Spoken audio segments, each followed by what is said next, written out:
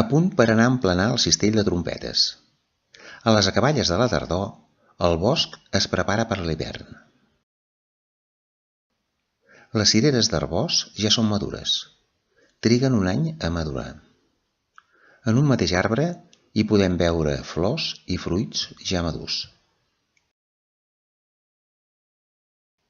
La trompeta, Craterellus cornucopioides, és un bolet que es fa a les acaballes de la tardor, als boscos de faig, alzines, roures i castanyers, en sòls silicis, humits i frescos.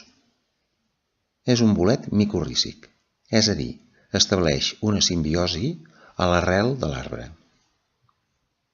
El color extern és gris negrós o bru negrós i l'himeni és de color gris cendrós.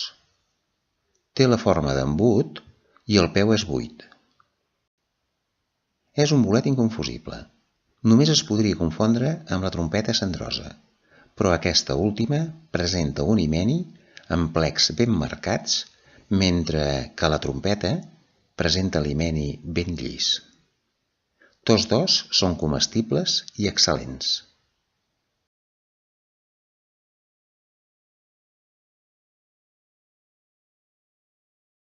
Un dels últims pinetells, Lactarius deliciosus, de la temporada.